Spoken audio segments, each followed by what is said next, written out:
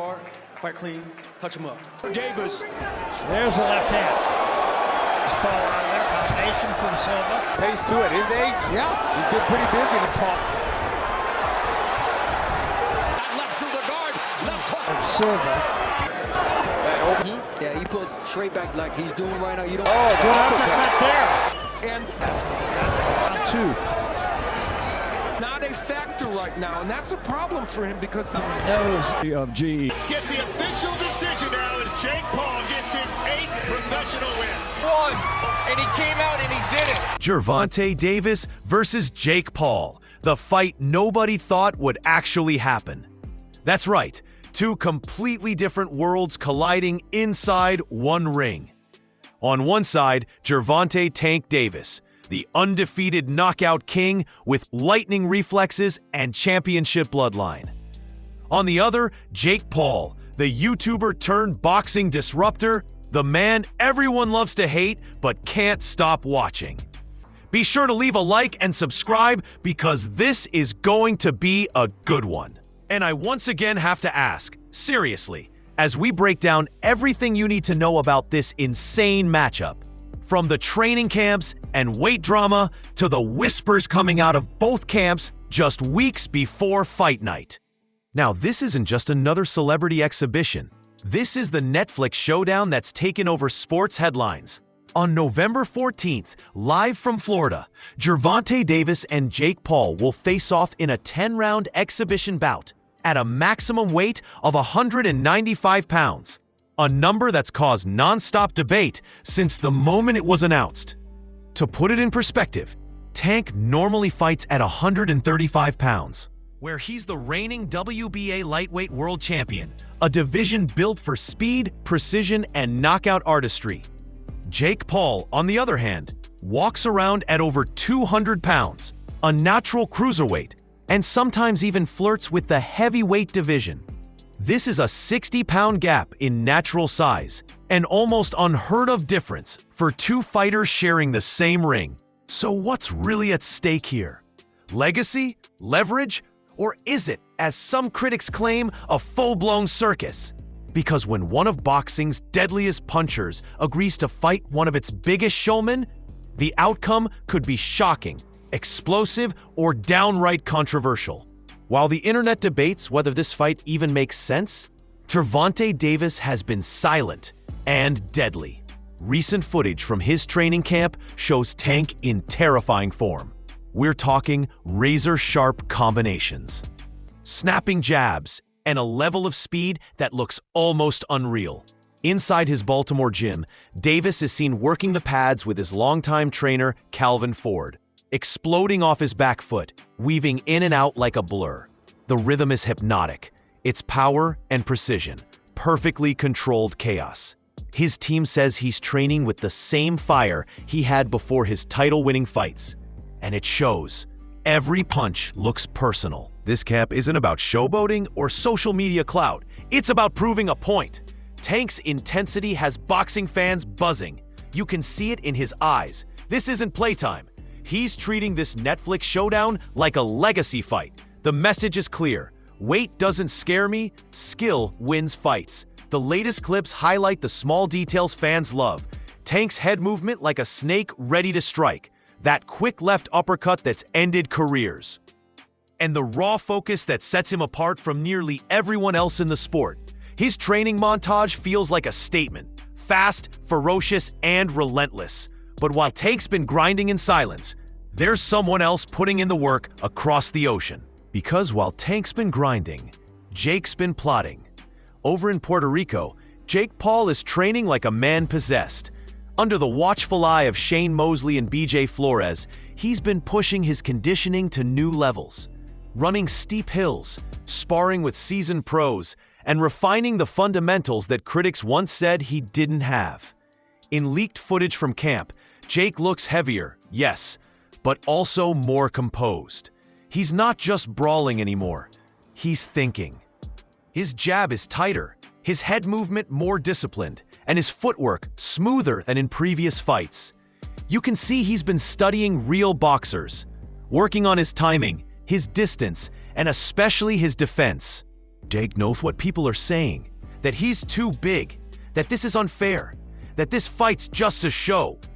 But behind the scenes, he's taking it seriously. Every clip, every interview, every sparring leak feels like part of a calculated campaign. Jake's been saying it himself. I'm not an influencer anymore. I'm a fighter. And to be fair, he's earned some respect. Wins over Tyron Woodley and Nate Diaz showed he can take a punch, control distance, and carry power late into fights. But going up against Tank Davis, that's a different world. Tank's fought world champions. Jake's fought names. And that difference could decide everything. Still, with the kind of weight advantage Jake has, people are calling this the most unpredictable exhibition in years.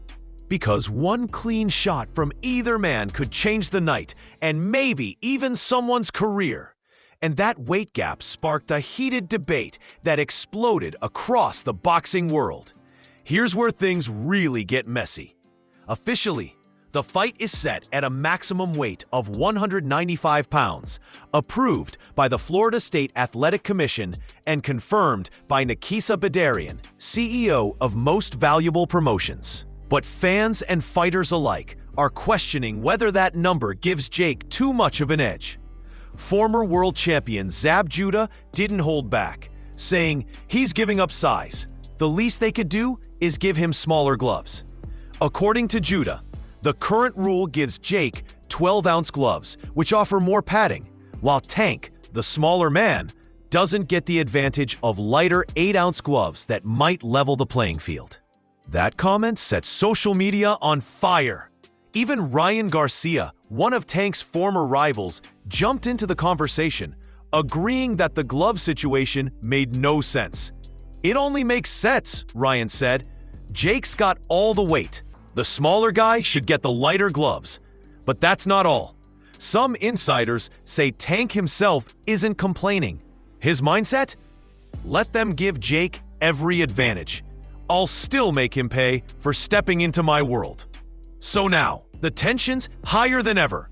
Fans are divided, analysts are split, and fighters across divisions are weighing in on whether this fight is a legitimate boxing event or just a high-budget circus. Because when the smaller man is known as the destroyer and the bigger man's built like a tank, who really has the edge? So will Jake's power or Tank's speed prove deadlier? Everyone has an opinion, but only one of them has to be right. If there's one thing this fight has proven, it's that everyone, and I mean everyone, has something to say. Let's start with the legendary Freddie Roach, one of the most respected trainers in the sport. Roach didn't sugarcoat it. He called the Davis versus Jake Paul matchup a straight-up circus show. According to him, Davis ducked a legitimate bout to chase entertainment money. Roach went as far as claiming Gervonta pulled out of a real fight to take what he sees as a publicity stunt. It's for shits and giggles, Roach said bluntly. Jake's 200 pounds and Tank's what, 140? That's not boxing, that's business. Then there's Dylan Dennis, never one to stay quiet when Jake Paul's name is trending. Dennis ripped into the fight, calling it a joke and another scam on the fans. He claimed it's just a money grab, saying Jake talks about being world champion, then fights a guy half his size. He compared it to the Mike Tyson exhibition, a sparring match with cameras and tickets, he sneered. But not everyone's hating. Claressa Shields, the two-time Olympic gold medalist and undisputed world champion, jumped in with fire of her own. On Instagram Live, she made her stance loud and clear. I don't even care what y'all say. Tank better whoop Jake Paul's ass. I ain't even gonna hold you. That one line blew up across social media, clipped, remixed, turned into memes. Within hours, hashtag #TankBetterWin was trending on X, and fans were split right down the middle. The debate got messy. Old school purists calling it disrespectful to boxing's traditions, younger fans hyping it as the entertainment event of the year. On one side, you have those who see Tank's move as a betrayal of boxing spirit. On the other, fans who believe he's breaking barriers and bringing real fighters into the mainstream spotlight. The reactions have ranged from mockery to admiration, and that's exactly what makes this fight so magnetic. You can't look away. Whether it's respect or ridicule, everyone's watching. But what do other fighters really think will happen inside that ring? The pros have spoken, and their takes are just as divided. One of the boldest predictions came from a current WBC light heavyweight world champion who believes the fight won't go the distance. "I'm not trying to disrespect Jake Paul and Tank's fight," he said. "But let's be real. Tank's not a boxer, he's a killer. Jake's big, he's improving, but can he even catch Tank? If he does, maybe he lands one. But if Tank catches him first, it's lights out. This thing ends before the final bell." And that's the point everyone keeps circling back to: timing versus power. If they agree to smaller gloves, we could see early fireworks. Every punch from Jake will carry knockout potential, and Tank's counters will be pure dynamite. But with bigger gloves, Jake's power might lose some of its sting, which could play right into Davis's hands. He's faster, sharper, and thrives on exploiting mistakes. Even experienced trainers are scratching their heads trying to predict this one. Jake's size is a weapon, but speed kills, and Davis has both speed and accuracy in lethal doses. Every expert agrees on one thing: this isn't going to be a dance. It's going to be a detonation. No one's expecting 10 calm rounds of point scoring. The moment that first punch lands clean, it's chaos. Either Jake Paul proves he can hang with a world-class killer, or Gervonta Davis reminds everyone why they call him Tank. For Gervonta Davis, critics say this matchup puts his credibility on the line. He's a world champion, a pound-for-pound name. Some argue he's risking years of hard-earned respect for a fight many consider beneath him. Others, though, say it's a sign of pure confidence. A man willing to step up, even when the odds on paper don't favor him. Because let's face it, Tank's not doing this for clout. He's doing it to remind everyone that no matter the weight, he's still the most dangerous man in the room. For Jake Paul, it's the biggest credibility test of his career. A win here, even in an exhibition, would silence years of doubt. It would prove he's not just a social media experiment, but a legitimate athlete who can hold his own against an elite champion. And Jake knows that. He said it himself. "Every time I step into the ring, I'm fighting for respect." Then there's the psychological angle. Tank's fighting to protect a legacy. Jake's fighting to build one. And when that kind of pride collides, that's when moments are made. So here's the question. If Tank drops a man 60 pounds heavier, does that make him the most dangerous puncher pound for pound alive? Because that's what this really comes down to. Power versus presence. Experience versus ambition. A champion defending his throne versus an outsider trying to steal it. And when that bell rings on November 14th, the world will finally get the answer. Whether you call it a circus or a statement, one thing's undeniable. Both fighters are walking into that ring with everything to prove. For Davis, this is about showing that skill, speed, and discipline can overcome anything, even a 60-pound disadvantage. For Jake, it's about validation, proving to the boxing world that his journey from YouTube to the main event stage wasn't just a fluke. And that's what makes this fight so fascinating.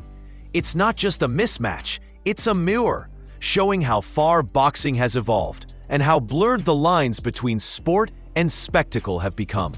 So now it's your turn. Drop your predictions below. Does Jake Paul's power finally silence the critics? Or does Gervonta Davis make a statement that echoes through boxing history? Because one thing's for sure, this fight isn't about weight, reach, or hype. It's about heart, power, and pride. And when the lights go down in Florida on November 14th and those gloves touch, the talking stops, the cameras fade, and all that's left is truth. If you enjoyed this breakdown, don't forget to like this video to support the channel, subscribe to Boxing is Here for the latest updates, fight breakdowns, and expert analysis. And turn on notifications so you never miss an upload. Until next time, peace out.